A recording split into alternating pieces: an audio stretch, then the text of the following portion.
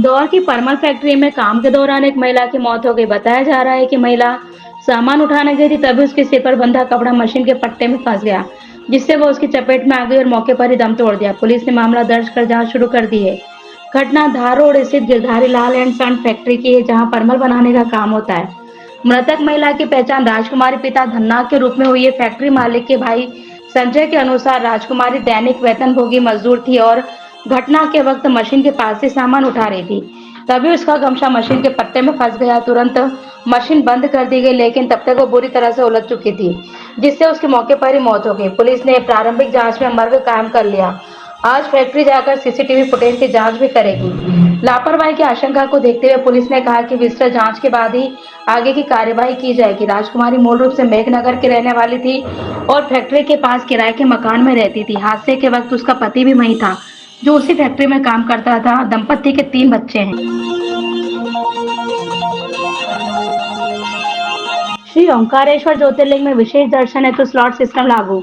ओंकारेश्वर श्री ओंकारेश्वर ज्योतिर्लिंग में विशेष दर्शन हेतु slot system लागू किया जा रहा है, जिसके तहत 2 घंटे प्रत्येक के 4 स्लॉट निर्धारित किए गए हैं, जो इस प्रकार है। स्लॉट इस प्रकार निर्धारित किया गया है: प्रातः 7 बजे से 9 बजे, प्रातः 10 बजे से 12 बजे, दोपहर 2 बजे से 4 बजे, सायं 6 से 8 बजे। शनिवार एवं रविवार के लिए ऑनलाइन बुकिंग बंद रहेगी। इस हेतु नई टिकट भी जारी की गई, जिसके आधार नंबर एवं टाइम स्लॉट चयन अनिवार्य होगा।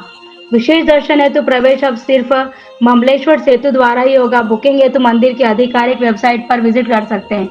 जिन दर्शनार्थियों ने पूर्व में टिकट बुक कर लिए हैं, वे वेबसाइट की बुकिंग मेनू में जाकर अपना नया टिकट रीप्रिंट कर सकते हैं। ट्रंप ऑन ब्रिक्स, 150% टैरिफ की धमकी के बाद टूट गया ब्रिक्स। डोनाल्ड ट्रंप का नया दावा। अमेरिकी राष्ट्रपति डोनाल्ड ट्रंप ने ब्रिक्स को लेकर एक बार फिर बड़ा बयान दिया है। उन्होंने कहा है कि ब्रिक्स पर 150% टैरिफ लगाने की धमकी के बाद 5 देशों का यह समूह तितर-बितर हो गया है। ट्रंप ने कहा कि अमेरिकी डॉलर को चुनौती देने की ब्रिक्स की कोशिशों से कुछ फायदा नहीं होगा। ट्रंप ने कहा कि ब्रिक्स देश हमारे डॉलर को तबाह करने की कोशिश कर रहे हैं। वे नई करेंसी शुरू करना चाहते हैं।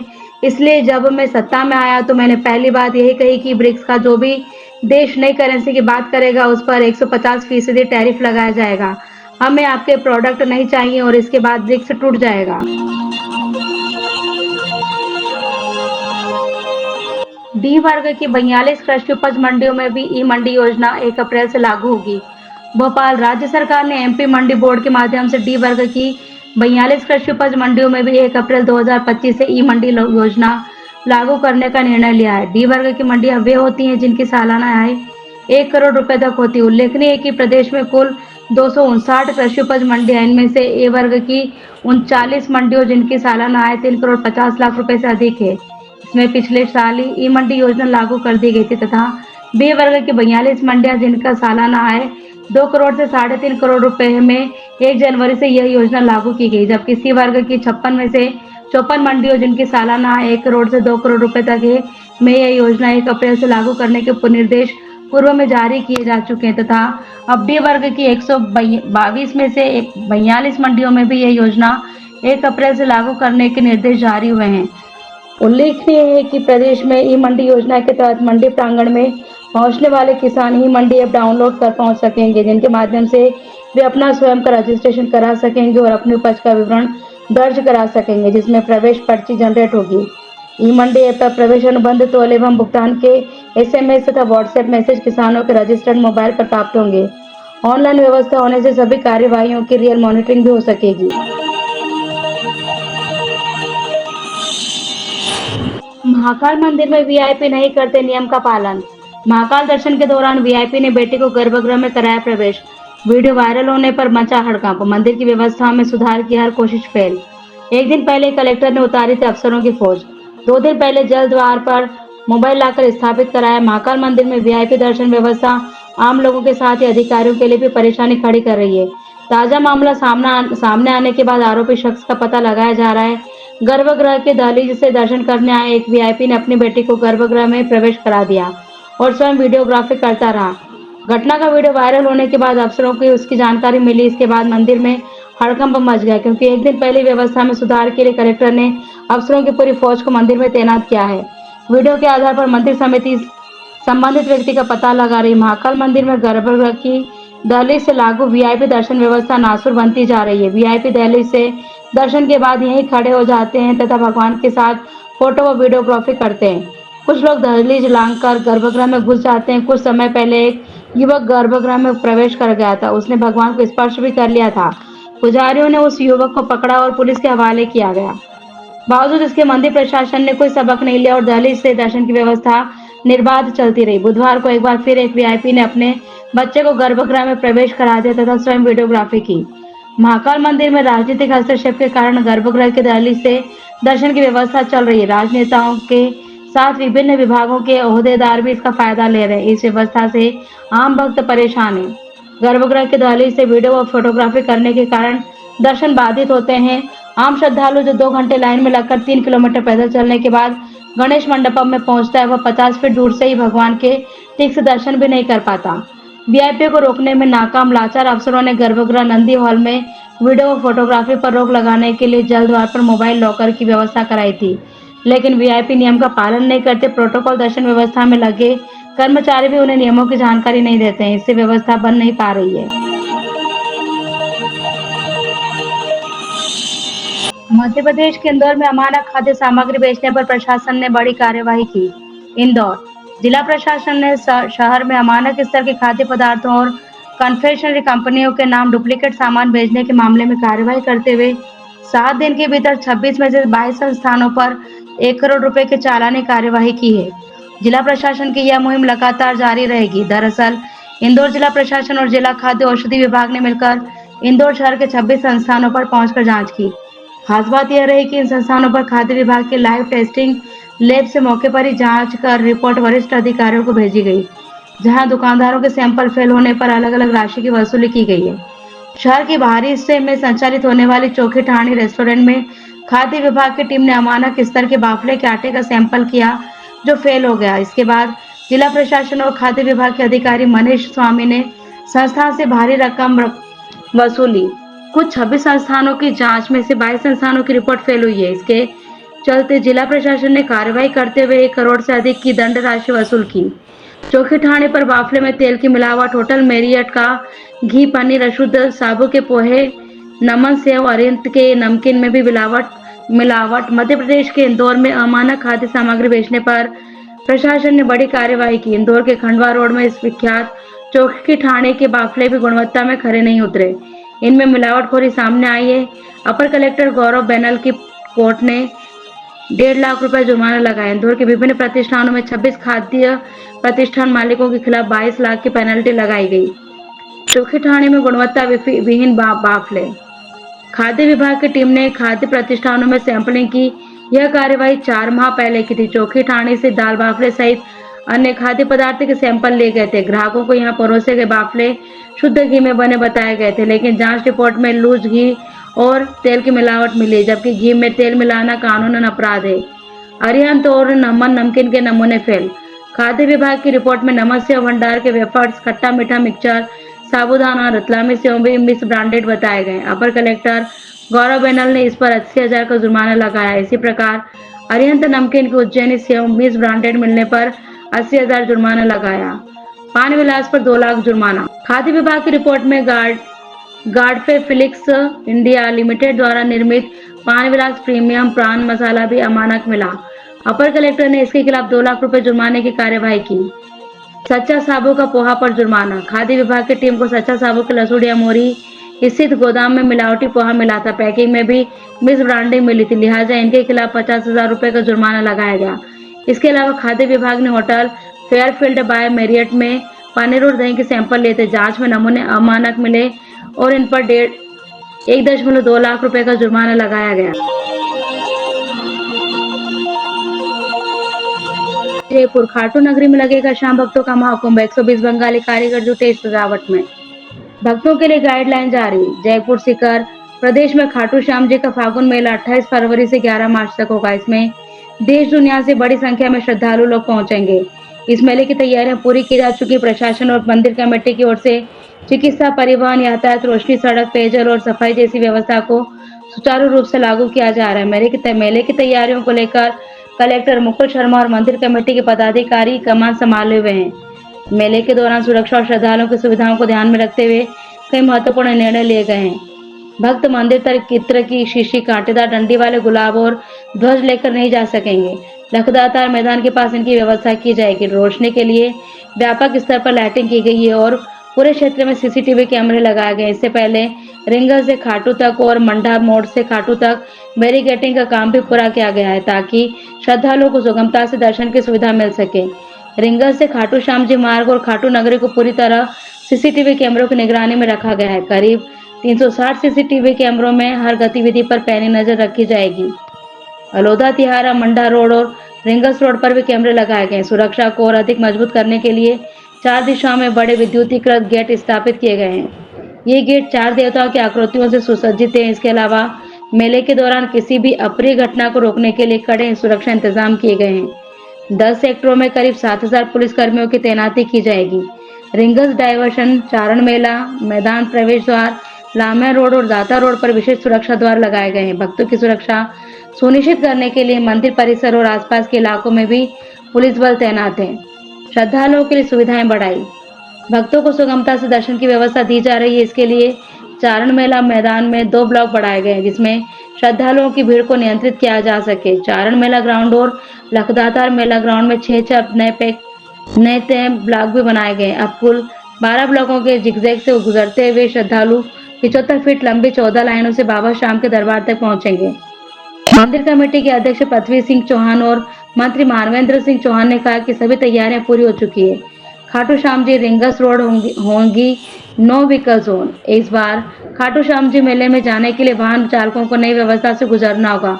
खाटू श्याम जी के थानाधिकारी पवन कुमार चौबे ने बताया कि फागुन के मेले में खाटू श्याम जी जाने वाले छोटे वाहन और नियमित बसों के लिए इस साल NH 52 मंडा देते हुए पार्किंग में प्रवेश होगा। श्याम मेले में 52 बीघा सहित चारों दिशाओं की सड़क मार्ग पर पार्किंग रहेगी। यहाँ 52 बीघा पार्किंग से शाहपुरा ग्राम देते हुए वाहनों की निकासी की जाएगी। बसों का संचालन सांवलपुरा देते हुए किसान गौशाला के पास पार्किंग तक किया जाएगा। इसी तरह से दांता रोड से आने वाले साधनों की PWD चौकी के पास पार्किंग की जाएगी। साथ ही लमिया तरफ से आने वाले साधनों की सीतारामपुरा जोड़ी में पार्किंग होगी। इस मेले के दौरान खाटू श्याम जी रिंगल सड़क मार्ग नो व्हीकल जोन में तब्दील रहेगा।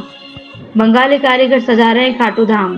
28 फरवरी से शुरू होने वाले वार्षिक लक्ष्मी मेले में बाबा श्याम के निज मंदिर का श्रृंगार बेहद भव्य और आकर्षक होने जा रहा है। मंदिर को सजाने के लिए 120 बंगाली कारीगर विशेष तौर पर खाटू श्याम जी पहुंचे हुए अपने बेहतरीन शिल्प कौशल से मंदिर को दिव्य रूप देने में जुटे हैं। मंदिर कमेटी के नेतृत्व में खाटू धाम की सजावट का काम जोर शोर से जारी है। बंगाली कारीगर ड्राई जिप्सी, सुनहरी घंटी, जाली ओएसिस, फ्लोर फॉर्म, कपड़ा, बांस, कंडीशनर, लाल, सफेद, पीले, बैंगनी फूलों और कच्चे फूलों से मंदिर को सजा रहे हैं। मंदिर की सजावट में जुटे कारीगर ने बताया कि बीते 1 हफ्ते से वो लगातार श्रृंगार के फूल तैयार कर रहे हैं। इस बार मेले में रोजाना बाबा श्याम के मंदिर के बाहर अलग अलग झांकी तैयार की जाएगी। वे लोग वैष्णो देवी वृंदावन में भी इससे पहले काम कर चुके हैं। मेले के लिए 250 बसों का संचालन। खाटू श्याम जी मेले के लिए रोडवेज की ओर से 250 बसों का संचालन 2 चरण में किया जाएगा। इससे पहले चरण में सीकर डिपो की ओर से 28 फरवरी से खाटू श्याम जी के लिए बसों को नियमित रूप से चलाना शुरू किया जाएगा। दूसरा चरण 7 मार्च से 12 मार्च तक पूरी मार्च में लगेगा। खाटू मेले के दौरान जयपुर और दिल्ली रूट पर विशेष नजर रहेगी। श्रद्धालुओं के लिए रोडवेज की ओर से सीधी कैंप और दिल्ली डिपो पर कर्मचारियों को लगाया जाएगा। डिपो स्तर पर शेखावटी के दर्शनीय स्थलों के भ्रमण के लिए रोडवेज बसों की बुकिंग की जाएगी। मेले के दौरान खाटू से दिल्ली के लिए 2x2 सेमी डिलक्स बस की सेवाएं भी दी जाएंगी। अलग बुकिंग काउंटर। मेले में आने वाले श्रद्धालुओं को परेशानी से बचाने के लिए सीकर, जयपुर और रेलवे स्टेशन जयपुर और खाटू श्याम जी में मेला ग्राउंड पर अलग से बुकिंग काउंटर लगेंगे जहां से बसों की व्यवस्था करवाई जाएगी। महाकुंभ मेला 2025 का अब अपने आखिरी फेज में है और आखिरी दौर में है।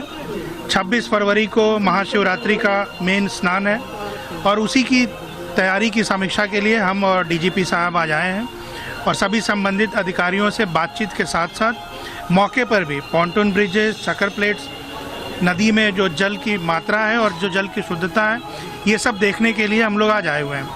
मंशा ये है कि माननीय मुख्यमंत्री जी ने जो निर्देश दिए हैं कि महाशिवरात्रि के दिन और उसके पहले जो वीकेंड आ रहा है उसमें ज़्यादा से ज़्यादा लोग आने की इसमें कोशिश करेंगे, तो उनको एक बेहतर अनुभव हो सके और उनका एक्सपीरियंस कुंभ में आने का अच्छा हो।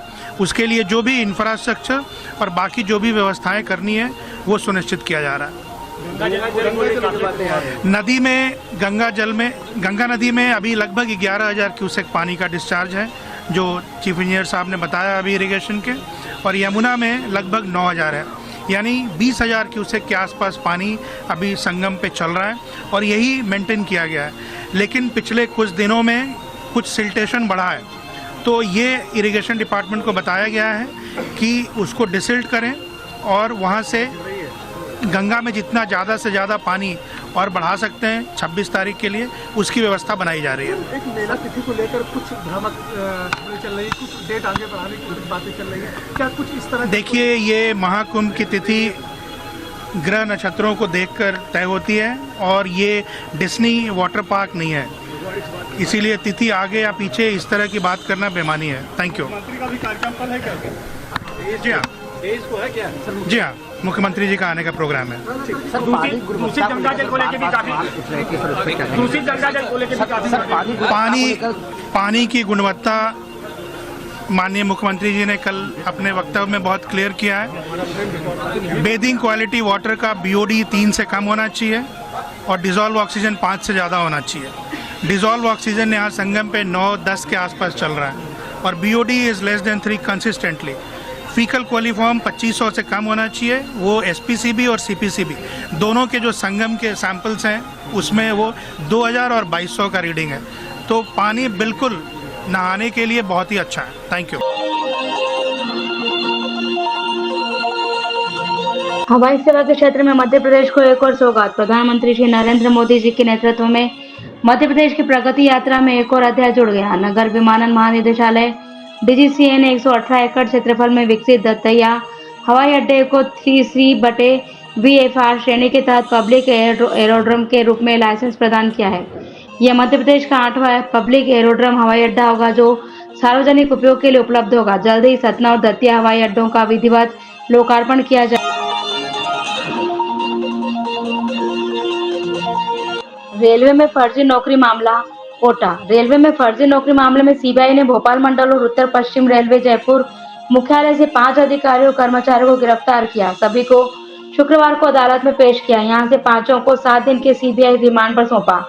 सूत्रों ने बताया कि जबलपुर और कोटा से भी मामले में जल्दी गिरफ्तारी होंगी। उल्लेखनीय है कि मामले में गार्ड राजेंद्र मीणा कैरिज एवं वैगन विभाग में हेल्पर पद पर कार्यरत, सपना मीणा तथा यातायात विभाग में पॉन्टमेस पद पर सोगारिया में तैनात आशा मीणा लंबे समय से निलंबित है। जयपुर CBI अज्ञात अधिकारियों सहित कई लोगों के खिलाफ मामला दर्ज कर जांच में जुटी हुई है। अगर स्थिति न संभली तो तीसरा विश्व युद्ध दस्तक दे रहा है। अमेरिका के राष्ट्रपति डोनाल्ड ट्रंप मध्य पूर्व और यूरोप में चल रहे युद्धों को लेकर लगातार बयान देते रहे हैं। अब इन संघर्षों के बारे में बात करते हुए ट्रंप ने तीसरे विश्व युद्ध को लेकर भी अपनी बात रखी। उन्होंने कहा कि जिस तरह के हालात चल रहे हैं उससे लगता है कि तीसरा विश्व युद्ध ज्यादा दूर नहीं है, लेकिन मेरा अमेरिका के राष्ट्रपति पद पर होना इसे रोकेगा। मेरे पास विश्व युद्ध को रोकने का प्लान है। रिपोर्ट के मुताबिक मियामी में एक सभा को संबोधित करते हुए अमेरिकी राष्ट्रपति ने कहा कि दुनिया भर में चल रहे युद्धों को समाप्त करने और दुनिया में शांति बहाल करने की दिशा में तेजी से आगे बढ़ रहे हैं। हम नहीं चाहते कि अब और ज्यादा लोग युद्ध की वजह से मरे। उन्होंने कहा कि अगर हम मध्य पूर्व और यूक्रेन में हुई मौतों को देखें तो आप समझ सकते हैं कि आप तीसरे विश्व युद्ध से ज्यादा दूर नहीं है। अमेरिकी राष्ट्रपति ने युद्ध में अपने पूर्ववर्ती बाइडेन प्रशासन को निशाने पर लेते हुए कहा कि अगर 1 साल और बाइडेन का राज होता तो निश्चित तौर पर दुनिया तीसरे विश्व युद्ध को देख रही होती, लेकिन अब जबकि मैं अमेरिका का राष्ट्रपति हूं तो ऐसा कुछ नहीं होने वाला। अमेरिका के राष्ट्रपति ने यूक्रेन युद्ध को लेकर अमेरिकी और रूस प्रतिनिधियों की मेजबानी करने के लिए सऊदी अरब को भी धन्यवाद दिया और दोनों पक्षों की बातचीत को शांति के लिहाज से महत्वपूर्ण बताया। इंदौर बाल श्रमिकों को कराया गया मुक्त। कलेक्टर आशीष सिंह के निर्देशानुसार इंदौर को बाल श्रमिक मुक्त और भिक्षुक मुक्त बनाने के लिए लगातार कार्य किए जा रहे हैं। इसी सिलसिले में श्रम विभाग तथा महिला एवं बाल विकास विभाग की संयुक्त कार्यवाही में 2 संस्थानों में 14 से 17 वर्ष के बाल श्रमिकों को मुक्त कराया गया। सहायक श्रमायुक्त इंदौर ने बताया कि बाल श्रम एवं किशोर श्रम अधिनियम अंतर्गत प्राप्त शिकायत पर गत बुधवार को श्रम निरीक्षक श्रीमती श्रेया झा, महिला बाल विकास विभाग के आशीष गोस्वामी और विशेष पुलिस इकाई द्वारा कार्यवाही करते हुए राजीव गांधी चौराहा स्थित साईराम प्लाजा पर नियोजक जय पिता राजकुमार कपूर के ओटीटी कैफे और नियोजक श्रीमती सौम्यापति आशीष जोशी के हरमन कैफे से किशोर श्रमिकों को मुक्त कराया गया। रूस ने मानी भारत की शर्त, अमेरिका को भी माननी पड़ेगी। मेक इन इंडिया के बिना मंजूर नहीं डिफेंस डील। अमेरिका और रूस से मिले प्रस्तावों के बाद स्टील्थ फाइटर जेट की खरीद को लेकर सरगर्मी तेज होने लगी। हालांकि भारत ने इस शर्त पर कायम रहने का फैसला किया है। विदेशी कंपनी को देश में ही लड़ाकू विमानों का निर्माण करना होगा। अगले कुछ माह में भारत मेक इन इंडिया की शर्त के साथ 114 बहुउद्देशीय लड़ाकू विमानों की खरीद के लिए वैश्विक निविदा जारी कर सकता है। हाल में प्रधानमंत्री नरेंद्र मोदी जब अमेरिका गए थे तो राष्ट्रपति डोनाल्ड ट्रंप ने भारत को अत्याधुनिक स्टील्थ लड़ाकू विमान F-35 बेचने का प्रस्ताव दिया था। इसके बाद रूस ने भी Su-57 भारत को बेचने का प्रस्ताव दिया है। कई और कंपनियां भी इस दौड़ में हैं, जैसे सदाल्ट का राफेल, साप का ग्रिपन ई, बोइंग का सुपर हॉर्नेट, एयरबस का यूरोफाइटर टाइफून आदि। भारत ने 2018 में विभिन्न कंपनियों से प्रस्ताव भी मांगे थे। इसके बाद कुल 8 प्रस्ताव भारत को मिले थे, लेकिन अब तक ये निर्णय नहीं हो पाया। ज्यादातर कंपनियां भारत को विमान बेचने की इच्छुक तो हैं, लेकिन भारत में निर्माण की शर्त स्वीकार नहीं कर रही थी। रक्षा मंत्रालय के सूत्रों ने स्पष्ट किया है, जल्द निकलने वाली निविदा में भी मेक इन इंडिया की अनिवार्य शर्त बनी रहेगी। अमेरिका की Lockheed Martin J-35 fighter plane बनाती है। इसी विमान को बेचने का प्रस्ताव अमेरिकी राष्ट्रपति ने दिया है। सूत्रों की माने तो ये कंपनी शायद ही भारत में विमानों के उत्पाद की शर्त स्वीकार करे, क्योंकि ट्रंप भी अमेरिका में ही विमान उत्पादन पर जोर दे रहे हैं। इधर सूत्रों का कहना है कि रूस का रुख इस मामले में लचीला हो सकता है। रूस पूर्व में सुखोई की बिक्री भारत को उत्पादन की शर्त पर कर चुका है। लगातार बढ़ती जा रही चीन की चुनौती। भारत जहां 5वीं पीढ़ी के स्टील्थ विमानों की खरीद की तैयारी कर रहा है, वहीं चीन ने 6ठी पीढ़ी के लड़ाकू विमान तैयार कर लिए हैं। वह 5वीं पीढ़ी के 40 से 35 विमान पाकिस्तान को भी बेचने जा रहा है। ऐसे में भारत के दोहरे मोर्चे पर चुनौतियां बढ़ गई है। लड़ाकू विमानों की कमी से निपटने के लिए रक्षा सचिव श्री की अध्यक्षता वाली समिति इसका हल निकालेगी। रूस के Su-57 की विशेषता, दुनिया का सबसे घातक और तेज गति से हमला करने में सक्षम इसमें AES रडार सिस्टम है और यह क्रूज मिसाइल दाग सकता है। लगभग 54,000 फीट की ऊंचाई पर काम कर सकता है। इसकी मारक क्षमता लगभग 3,000 किलोमीटर है। विमान की गति 1800 मील प्रति घंटे तक पहुंच सकती है। डबल इंजन और सिंगल सीट से लैस है। आधुनिक लड़ाई विमान हवा में लंबी दूरी के ऑपरेशन को अंजाम देने में सक्षम। अमेरिकी F-35 की खासियत, इसकी मारक क्षमता लगभग 2200 किलोमीटर है। यह 1200 मील प्रति घंटे की हाई स्पीड तक पहुंच सकता है। कॉकपिट में touch screen helmet mountain display system का इस्तेमाल। चारों ओर 6 इंफ्रारेड कैमरे लगे हुए हैं। F-35 single seat, single engine, supersonic सभी मौसम में काम करने वाला लड़ाकू विमान है। 6000 से 1800 किलो वजनी हथियार ले जाने की क्षमता, 50,000 फीट की ऊंचाई पर मारने में सक्षम, दुश्मन के रडार पर नहीं आएगा। महाशिवरात्रि पर रात भर खुले रहेंगे बाबा काशी विश्वनाथ के कपाट। वाराणसी महाशिवरात्रि पर 10 लाख श्रद्धालुओं के आने की संभावना है। इसके लिए व्यवस्था की जा रही है। रात की 3 आरती नहीं होगी और स्पर्श दर्शन पर रहेगी रोक। सिर्फ झांकी दर्शन होंगे। मंदिर प्रशासन का कहना है 15 से 20 मिनट आरती का समय घटाया गया है। मंदिर में सबसे पहले विभिन्न अखाड़ों के नागा साधु सन्यासी दर्शन करेंगे। इस दौरान आम भक्तों को रोक दिया जाएगा। महाशिवरात्रि पर VIP और सुगम दर्शन बंद रहेंगे। मंदिर के CEO विश्वभूषण मिश्रा ने कहा, 5 गेट से श्रद्धालुओं को दर्शन कराया जाएगा। मंगला आरती एक दिन पहले होगी और पूरी रात काल रात्रि शिवरात्रि मनाई जाएगी। चारधाम को रेलवे से जोड़ने की महत्वाकांक्षी परियोजना। भारतीय रेलवे 2020 तक हिमालय क्षेत्र के चारों धामों बद्रीनाथ, केदारनाथ, गंगोत्री और यमुनोत्री को रेल नेटवर्क से जोड़ने की महत्वाकांक्षी परियोजना पर कार्य कर रही है। इस परियोजना के तहत ट्रेनें 100 किलोमीटर प्रति घंटा की रफ्तार से चलेंगी और मार्ग में 16 सुरंगें तथा 35 पुलों का निर्माण किया जाएगा। परियोजना का उद्देश्य तीर्थ यात्रियों और पर्यटकों के लिए यात्रा को सुविधाजनक और सुरक्षित बनाना है, जिससे वे आसानी से धार्मिक स्थलों तक पहुंच सके। साथ ही यह क्षेत्र के आर्थिक विकास को भी गति देगी, जिससे स्थानीय रोजगार के अवसर बढ़ेंगे और पर्यटन को बढ़ावा मिलेगा।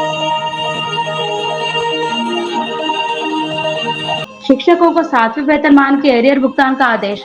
5वीं किस्त जल्द होगी जारी। भोपाल संचालनालय लोक शिक्षण ने सभी शिक्षकों को 7वें वेतन आयोग के एरियर की किस्त का भुगतान करने के आदेश जारी कर दिए। आदेश में कहा गया है कि जल्द से जल्द किस्त का भुगतान शीघ्र कर दिया जाए, अन्यथा संबंधित अफसरों के खिलाफ कार्यवाही की जाएगी। 5 किस्तों में एरियर देने के निर्देश। यह आदेश सभी संयुक्त संचालकों को, जिला शिक्षा अधिकारियों व सभी आहरण संवितरण अधिकारियों के लिए जारी किया गया है। शिक्षकों को 7वें वेतन आयोग के एरियर की राशि को 5 किस्तों में देने के आदेश हुए हैं। शिक्षकों को 2023-24 की किस्त दी जा चुकी है। अब केवल 2024-25 में 5वीं यानी अंतिम किस्त जारी होना है। इसके लिए लोक शिक्षण ने इस संबंध में आदेश जारी कर दिए हैं। यह आदेश में कहा गया है कि सभी पात्र शिक्षकों को 100% एरियर राशि के भुगतान के पत्रक 23 फरवरी तक मंगवा लें और उनका भुगतान सुनिश्चित करें। यदि किसी शिक्षक की और भी किस्तें बाकी है तो उनका भुगतान भी करना सुनिश्चित किया जाए। जौनपुर से एक दिल को झकझोर कर देने वाला मामला सामने आया है, जहां एक महिला ने 4 लोगों पर गैंगरेप का आरोप लगाते हुए बताया कि उन दरिंदों ने उनके प्राइवेट पार्ट को सिगरेट से जलाने का प्रयास किया। इस जघन्य घटना के बाद पीड़िता पुलिस से शिकायत करने के लिए चक्कर लगाती रही, लेकिन पुलिस ने केस दर्ज करने के बजाय थाने के अंदर पीड़िता को आरोपियों से 1,50,000 में जबरन सुलहनामा लिखाकर मामले को दबाने की कोशिश की। हालांकि जब पीड़िता ने जौनपुर के पुलिस अधीक्षक से शिकायत की तो एसपी ने फटकार लगाई और शाहगंज कोतवाली पुलिस ने आरोपियों के खिलाफ गंभीर धाराओं में केस दर्ज कर मामले की जांच पड़ताल शुरू कर दी।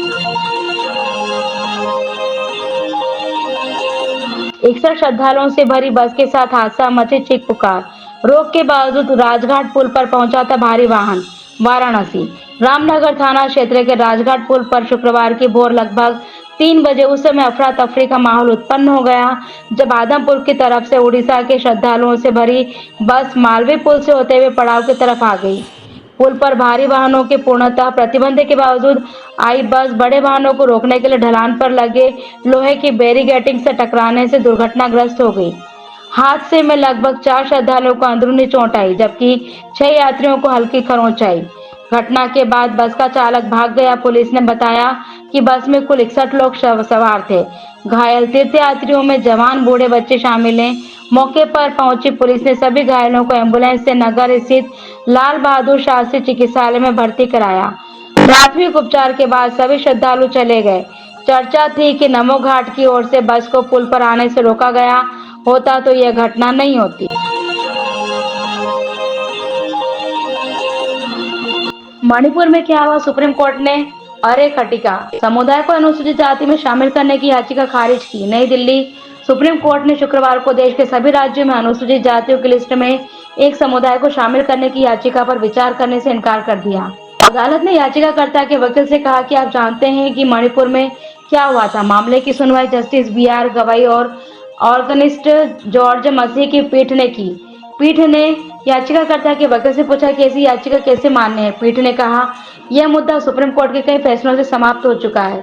हम इसमें कोई बदलाव भी नहीं कर सकते, हम इसमें अल्प विराम भी नहीं जोड़ सकते। यह महसूस करते हुए कि पीठ इस मामले पर विचार करने के लिए उत्सुक नहीं, याचिकाकर्ता के वकील ने अदालत से आग्रह किया कि उसे याचिका वापस लेने की अनुमति दी जाए और फिर याचिकाकर्ता हाईकोर्ट के समक्ष जाएगा।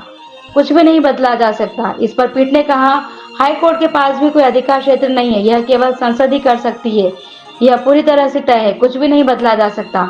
जस्टिस गवई ने कहा, आप जानते हैं मणिपुर में क्या हुआ। मामले में संक्षिप्त सुनवाई के बाद पीठ ने याचिकाकर्ता अरे खटिक संघ को याचिका वापस लेने की अनुमति दे दी, जिसे अधिवक्ता सुनील प्रकाश वर्मा के माध्यम से दायर किया गया था। याचिका में क्या कहा गया है? याचिका में कहा गया है कि अरे खटिक समुदाय हरियाणा, दिल्ली, उत्तर प्रदेश, बिहार, राजस्थान और गुजरात सहित कई राज्यों में अनुसूचित जाति की कैटेगरी में सूचीबद्ध हैं। याचिका में जोर दिया गया है कि शेष राज्यों में समुदाय को अन्य पिछड़ा वर्ग कैटेगरी में सूचीबद्ध किया गया है।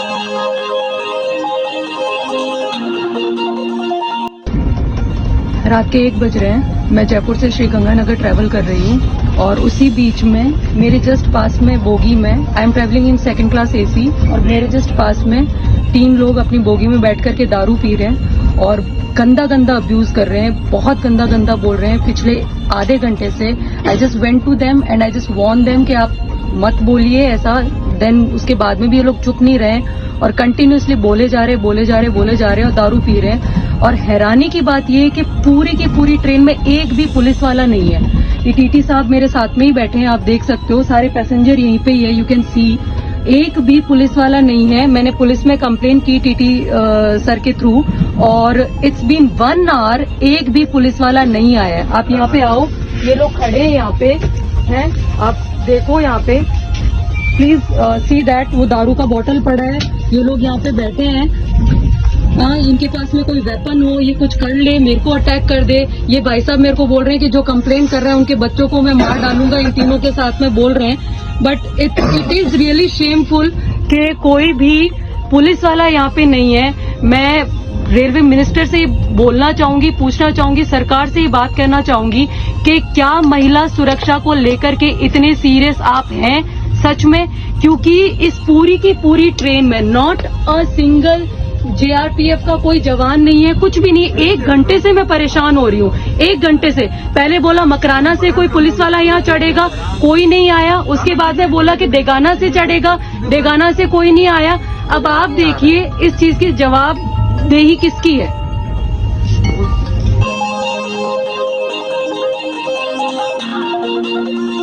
1 जुलाई से पायलटों को मिलेगा ज्यादा आराम, DGCA ने दिल्ली एससी को बताया पूरा प्लान। नागरिक उड्डयन महानिदेशालय के कॉकपिट क्रू के लिए ड्यूटी नियमों में छूट को लागू करने के रोडमैप के अनुसार 1 जुलाई 2025 से पायलटों के लिए वीकली आराम को 36 घंटे से बढ़ाकर 48 घंटे किया जा सकता है और 1 नवंबर 2025 से रात की उड़ानों में कमी की जा सकती है। DGCA ने पायलटों को ज्यादा आराम देने के लिए ड्यूटी नियमों में संशोधन जनवरी 2024 में कर दिया था और 1 जून 2024 से लागू किया जाना था, लेकिन एयरलाइंस के कड़े विरोध के बाद नियमों को रोक दिया गया, जिससे पायलटों की यूनियनों को दिल्ली हाईकोर्ट का दरवाजा खटखटाना पड़ा। बता दें, DGCA के नए नियमों के लागू होने से रात में कॉकपिट में पायलटों के काम करने के घंटे सीमित हो जाएंगे। DGCA ने एयरलाइंस के लिए हर 3 महीने पर रिपोर्ट जमा करना भी जरूरी कर दिया।